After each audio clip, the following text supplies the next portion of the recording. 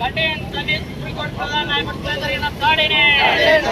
Counter BJP RSS, counter BJP RSS. ఖండించండి supreme court ప్రధాన న్యాయమూర్తిపై దాడిని.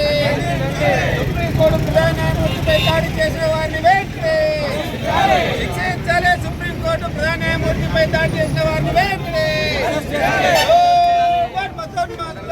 న్యాయవాది రాకేష్ కిషోర్ చెప్పుతో దాడి చేయడాన్ని భారత కమ్యూనిస్ట్ పార్టీ సిపిఐ తీవ్రంగా ఖండిస్తా ఉంది, వ్యతిరేకిస్తున్నటువంటి బీజేపీ సర్కారులో అధికారంలో ఉన్నటువంటి ప్రధానమంత్రి నరేంద్ర మోడీ నోరు మెదపడు. స్వయంగా ప్రధాన న్యాయమూర్తి పైన దాడి జరిగితే నువ్వేం గాడిదలు కాస్తా ఉన్నావా అని చెప్పి భారత కమ్యూనిస్ట్ పార్టీ ప్రశ్నించదలుచుకుంది.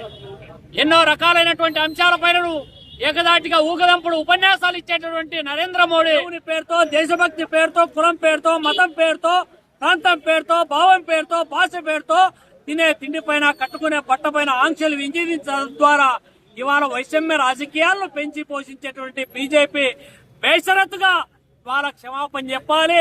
సుమోటోగా కేసు నమోదు చేయాలి.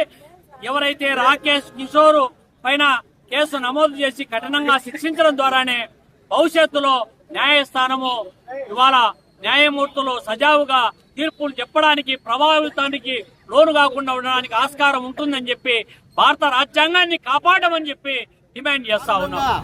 ఒక అత్యున్నతమైనటువంటి భారత అత్యున్నతమైన పీఠాధిపతినే మీ చెప్పు విసిరేసాడు అంటే ఎంత నీచమైనటువంటి పరిస్థితుల్లో మనం ఉన్నామో ఒక్కసారి పునరాలోచించుకోవాలా.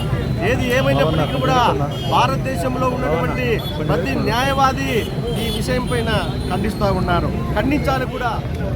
సిజేఐ పైన బూటును విసిరేయడం జరిగింది.